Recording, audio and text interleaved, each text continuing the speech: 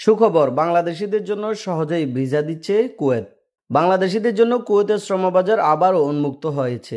মধ্যপ্রাচ্যের এক গুরুত্বপূর্ণ দেশে এখন থেকে সহজ শর্তে ভিসা পাওয়া যাচ্ছে বলে জানিয়েছে কুয়েতে নিযুক্ত বাংলাদেশের রাষ্ট্রদূত মেজর জেনারেল সৈয়দ তারেক হোসেন। তিনি বলেন, বাংলাদেশিদের জন্য বিশেষ অনুমতি ছাড়া ভিসা ইস্যু করা হচ্ছে, যা দেশটির শ্রমবাজারে প্রবেশের ক্ষেত্রে বড় অগ্রগতি। সম্প্রতি কুয়েতে কর্মরত সাংবাদিকদের সঙ্গে এক মতবিনিময় সভায় রাষ্ট্রদূত জানান, গত এক সপ্তাহ ধরে বাংলাদেশিদের ভিসা দেওয়া শুরু হয়েছে। যদিও বিষয়টি আনুষ্ঠানিকভাবে এখনও ঘোষণা করা হয়নি, তবে ইতিমধ্যে ভিসা প্রক্রিয়া সচল হয়েছে বলে জানান তিনি। রাষ্ট্রদূত জোর দিয়ে বলেন, ভিসা সংক্রান্ত কোনো ধরনের প্রতারণা বরদাস্ত করা হবে না। বিশেষ করে দালাল বা মধ্যস্থভোগীদের মাধ্যমে কেউ ভিসা নেওয়ার চেষ্টা করলে তাদের বিরুদ্ধে কঠোর ব্যবস্থা নেওয়া হবে বলে হুঁশিয়ারি দেন তিনি।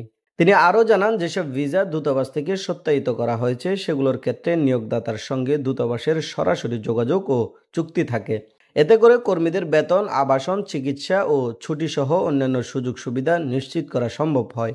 রাষ্ট্রদূত সব বাংলাদেশিকে দালালদের ফাঁদে পা না দিয়ে বৈধ ও নির্ধারিত পদ্ধতিতে দূতাবাসের মাধ্যমে ভিসা গ্রহণের আহ্বান জানান।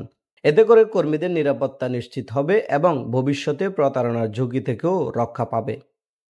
তৌহিদুল ইসলাম সোহাগ, আরব বাংলা নিউজ।